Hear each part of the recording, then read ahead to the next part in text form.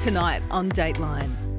As Year 12s all over Australia get ready to sit their end-of-year exams, we head to Singapore. How many units for durians? 14. Excellent. To find out why its students are the smartest in the world. Finish. The secret lies with the way we teach. But we ask whether there's a hidden cost of excellence. I was diagnosed with depression and anxiety. So school was something I struggled with a lot. Tonight I have to do English paper and math paper. How long will that take you? Around 2 hours.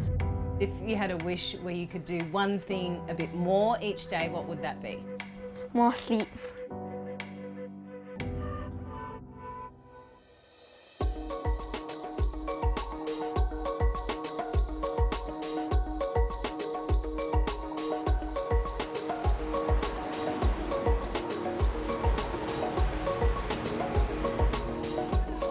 Singapore tops international leaderboards when it comes to learning. So I'm here in a Singaporean tuition class and I'm about to find out whether I'm smarter than a 9-year-old Singaporean student. I can tell you I am not confident at all. Okay, so 3/5 is the same as how many then? This question would have many Australian adults scratching their heads, but for these Year 3 students, it's child's play. Ready, set, go.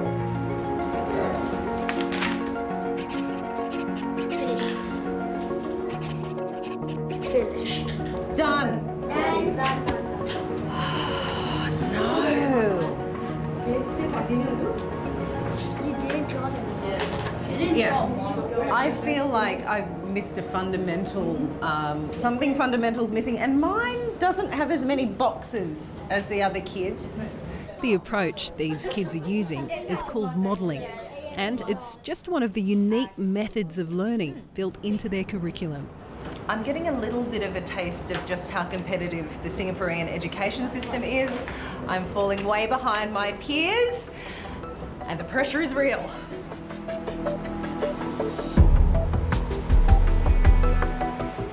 I'm here to find out exactly what it is about the Singaporean school system and the culture that generates such smart kids. Hi, Lume. Good to see you. Janice Peterson, lovely to meet you. I'm meeting one of the key architects of the mathematics curriculum for the Ministry of Education. Singapore's developed a reputation as having the best education system in the world. How did that come about? Well, education has always been allocated the second highest budget. With a small nation that has no agriculture, very small land, no natural resources, we can only invest on the mass of the size of a fist that is in the head, which is the brain. A program of educational expansion with its accent on science and technology is vital to maintain and improve the living standards of the people of Singapore. Founding father Lee Kuan Yew transformed the country from poverty to prosperity in a single generation by focusing on its human resources. Lou May says the government has always invested heavily in education. Right from decolonization days in the 60s, we need to build people with skills who can work in the factories, who can work in the offices, and a large part of investment has been put into education. It's always been about long-term social and economic planning. As educators, we are not educating our children for today, not for tomorrow. We are educating them for the future economy in 20 years' time. And that's pretty much what the Ministry of Education has to do often, to look into the crystal ball to what is necessary and what is needed for the future generation. I'm on my way to a class where the focus is very much on learning for the future. It's Saturday morning here in Singapore, and while most Aussie kids might be hitting the sporting fields, these 4-year-olds are attending robotics class. Hey, the little ones experience maths through play. It selects either this area or this area. But the older kids are here expanding their maths comprehension in preparation for the big national exam that takes place at the end of Year 6, called the PSLEs. How do you feel about coming here on a Saturday morning? I'm usually quite excited to come as I will want to do a lot of building and programming. So tracking the line, first line, second line. A student's PSLE score determines which secondary school they'll go into. High scorers qualify for the top academic schools, while low scorers find themselves in schools geared towards vocational training. This system of streaming can put a lot of pressure on kids and their families. Okay, understand?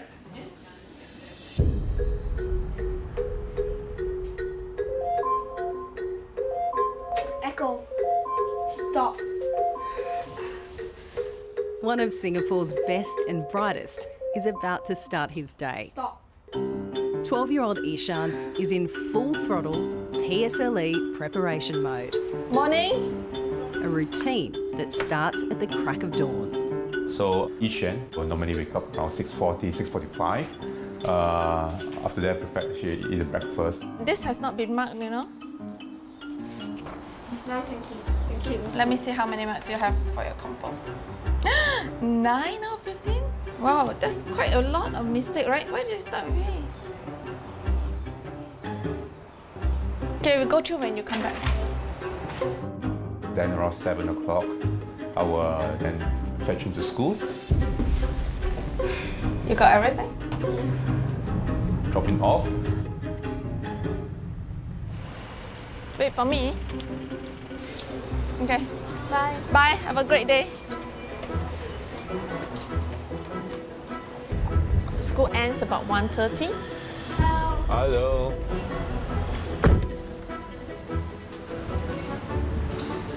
He will be back home by about 1:45. What are you watching? What happens when you die?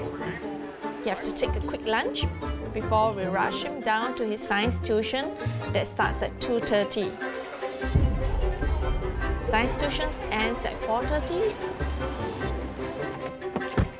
And then we have to rush him down to his usual drama class from 5 to 7. Okay, boys, warm up. Please roll your lip. Let's have dinner. Yeah. Hey, this looks great. Yeah.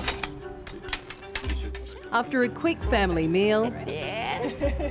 it's more studying. Tonight I have to do English paper and also math paper. How long will that take you? Around 2 hours for all of them to combine. And then what about these ones here? And this is extra study, so if I am free, I can do them for extra revision. Okay, but it's getting late already, so you probably don't have time for those. Why are the PSLE exams such a big deal? So it's really frightening, so everyone wants to move on to a good school to get a better job, and it is worthwhile for the long run. I can see a lot of my friends like scrambling, doing work, and say they don't have any time to play. Where do you think that pressure comes from? I think it comes from our teachers, friends, family, and it can get very stressful when everyone is looking at you, thinking that you can score really well. And if you had a wish where you could do one thing a bit more each day, what would that be? More sleep. So when does he wrap up? When's sleep time? So sleep time is around 10:45 to 11. Wow. Yeah, that's quite normal for a single kid. Supporting a child's education is like a second job for many Singaporean parents, and Mum Janice and Dad Tian are no exception. Guess it's our way of life. We have a full-time job. When we come back, we still have to make sure that we look through the children's work and to help them to the best of our ability. This way of life is deeply rooted in Singaporean parenting, and it's called kiasu. Can you tell me what a kiasu parent is? It's a Chinese dialect, yeah. Yeah, it's a Chinese side. Afraid to lose. So when it comes to our children, when we say that we are kiasu parents, it has a negative connotation. It usually refers to parents that go all out to push their children, regardless of whether the children is stressed or not, to go for the best in terms of everything. They are afraid to lose at the expense of their children's health, their children's mental state, stress level. If you take a step back though, do you think the balance is right? That's a good question. Balance between work and play, I would say that there is a season for everything.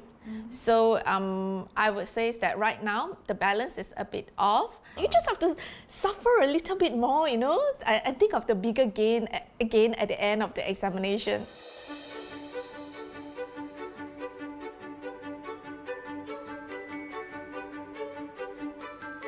Okay, a truck carried some fruits. 2/7 of the fruits are durians. Okay, how many likes durians? It stinks? Come on, are you Singaporeans? To prepare for their big exams, 70% of kids here attend after-school tuition classes. These 12-year-olds are learning advanced algebra. Okay, tell me, how many units for durians? 14. Excellent. Leading today's class is Ishan's mum, Janice. She's a former school teacher and now owns one of Singapore's largest maths tuition companies. So what's the secret then to the success of Singapore's education system? I personally felt that the secret lies with the way we teach in Singapore, which moves away from rote learning to more critical thinking. If the education system here in Singapore is so well planned and thought out, why is tuition necessary? So one of the key principles in our Singapore education is leave the bottom but not cap the top. So in line with this principle, I feel that the tuition industry plays a supportive role. Tuition centres are privately owned. They can cater their curriculum to differentiated learning levels. If I have a weaker students, I can actually offer tuition on a one-to-one basis to help the child bridge certain learning gaps. If I have a stronger students learning in a group, we can help them achieve their fullest potential. Here is our wall of testimonials. It shows that our students truly improved after they have attended our lessons. I see. Look at A plus. Yes! Wow. Would you want to send your kid here? Oh, well, it sounds like you're getting the results, Janice. Yeah. And of course, we have... But in this tuition centre, kids aren't the only ones going to school. Do some of the parents sit in on the class? We actually have a debrief session for parents after lessons like what you can see here. It takes a village to raise a child. So they are going in to listen to what the teacher has taught for the day and how they can go back to assist their children further. So that's a bit of pressure on the parents as well. Of course. It's pressure everywhere. It's a competition.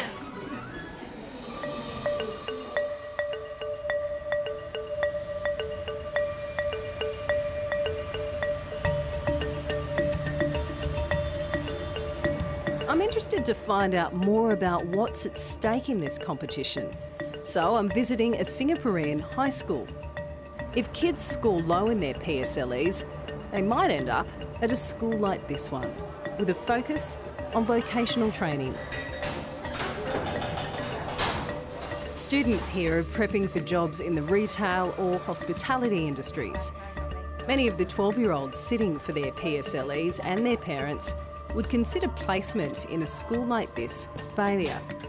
This is because of the stigma around non-academic pathways. But 14-year-old Ria has a different take on it. This looks like a cafe to me, but we're actually at school, aren't we? Yeah, we are. It's a retail cafe. Okay. Where we come in for retail lessons and practice coffee from our teacher, Mr. Zack, over there. Okay. Yeah.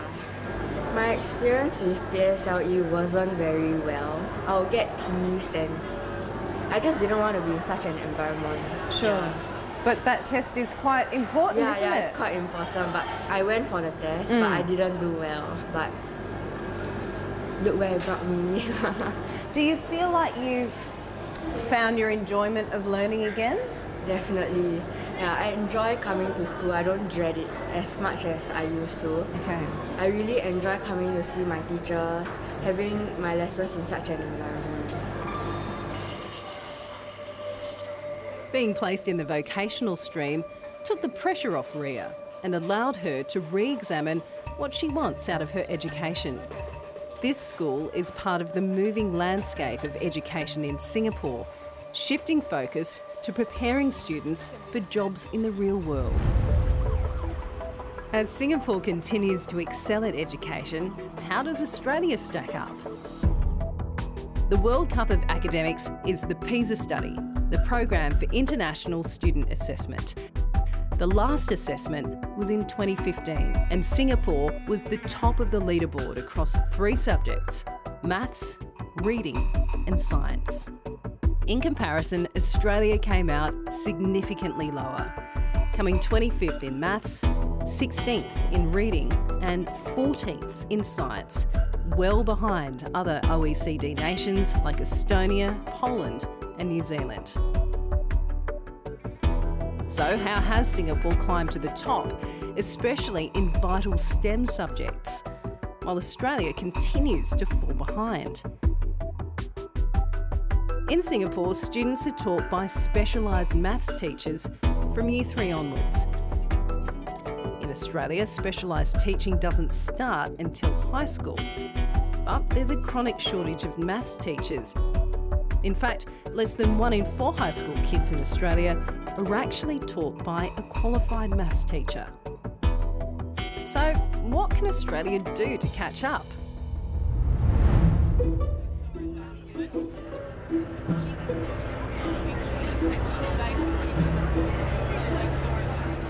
To find out, some of Australia's best teachers have come to Singapore to see exactly what makes its school system the best in the world.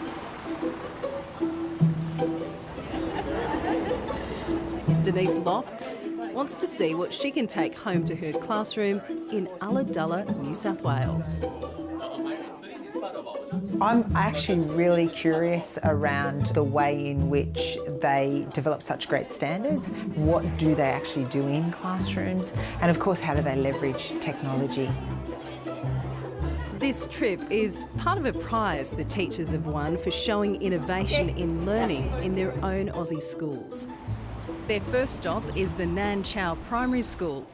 PSLE preparation is in full swing and the pressure is palpable. So, who's doing your PowerPoint? Denise and the teachers are observing a science class with close to 40 students getting ready for their big exams. This is what we have done last lesson, okay? Every student has a device on their desk and are all connected to a special system run by the school. It's interesting seeing so many kids with their own phones on the table. We're not really used to that in Australia, are we? Definitely not in primary school. Now, click the start button. This is individual, not group work yet. And I notice now that the teacher's talking, the kids have turned their devices around to face the front of the room. Yeah, and I observe that as a really fantastic tactic for engagement, so that the students are well tuned into the teacher and they're all listening to her. No one's on a device while she's speaking.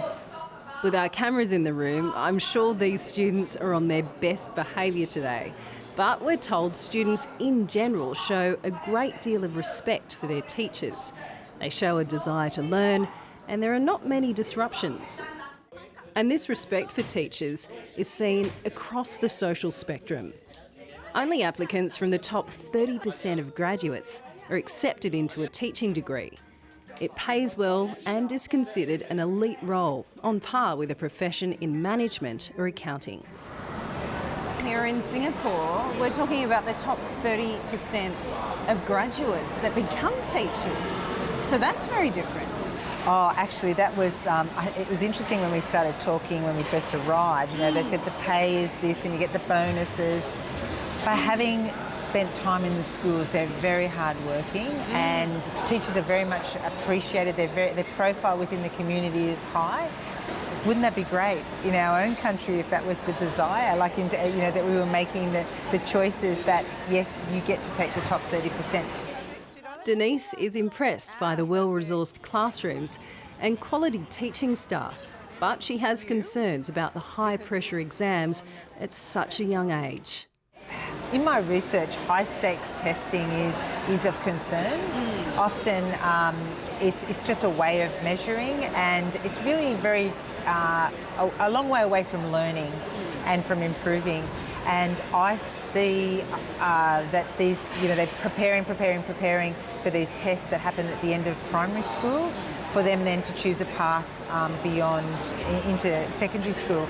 I'm not sure how that would work in our system, and I believe that must put a lot of pressure on the schools, on the teachers, and on the principals.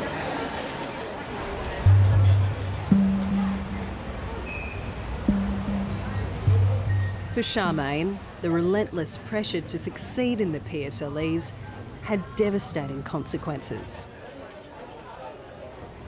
My name is Charmaine. I'm 17 this year. So school was something I struggled with a lot, and something I've struggled with since I was like super duper young. I think it's just the kind of environment that you're in. Too much pressure. Even though Charmaine made it into the top academic stream, she says she struggled to keep up. I kind of developed a fear of failure, like a really, really intense one. So it sounds like it didn't bring the best out of you. Yes, it did not bring the best out of me. So I was diagnosed with depression and anxiety. I missed a lot of school, and most of the time I spent laying on my table, not listening, or crying, maybe in the toilet hiding. I think it got really, really low when I felt like I would never have a future ever again. In 2018 alone, the Samaritans of Singapore, the country's leading mental health NGO, saw a 56% rise in young people asking for help.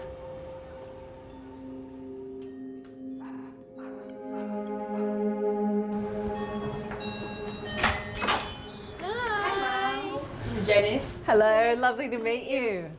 Today, with the support of her mum, Charmaine is doing much better. She's a student at a polytechnic academy and believes that doing well academically shouldn't come at a cost. Thank you. It's such a lovely place you've got here.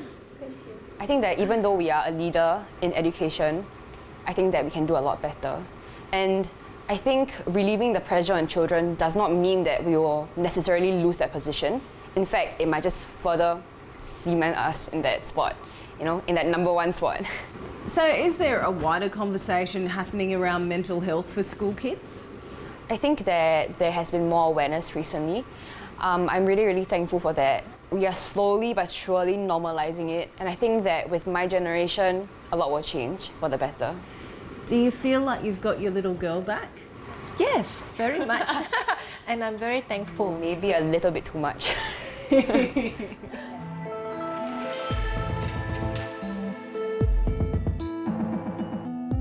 Singapore is coming to realise that even though it's number one, there's still room for improvement. Recently, the government announced some changes to the streaming system. 28 secondary schools will start piloting full subject-based banding from next year. Instead of sending 12-year-olds into education streams based on their PSLE results, secondary students will be able to choose from a mix of subjects at different levels of difficulty based on their changing abilities. Every school is a good school, and now let's make every class a good class. But for Ishan, exams are looming. The changes to Singapore's streaming won't happen in time to spare him from sitting his PSLEs. He's up to his ears in study at just age 12. Put it this way, a lot of kids in Australia have a lot of free time in comparison to you. So they do a lot of things outdoors. They might do soccer or gymnastics. How would you feel about doing more of that stuff? I feel that if we have enough time to finish all the homework that we are supposed to do in class, I think it's acceptable that we can have a little bit more free time during the day and play with our friends too and spend time with our family. We would want to give our children many opportunities to be successful, and we have to balance that between pushing them, monitoring their stress level, and knowing when to let go. So we want to stress on responsibility, on being hardworking, diligence. Yeah, because I believe that these are the values that will bring our children far in life. Yeah, it's not just the academic results.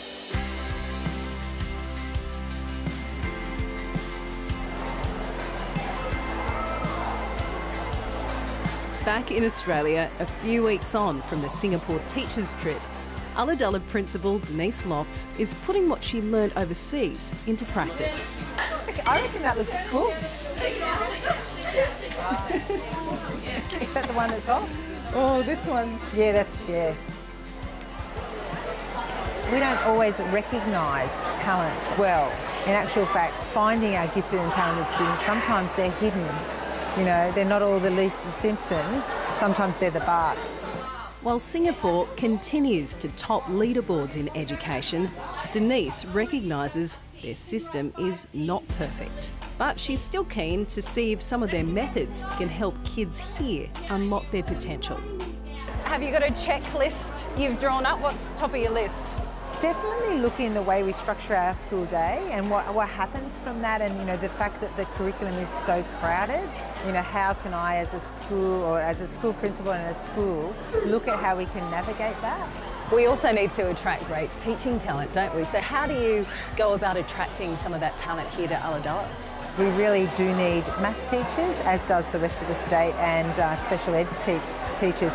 And we attract them because if we're a good company or a good school, you attract talent. But if we don't continue to be progressive, we're not going to get that talent. For more Dateline stories, go to SBS On Demand.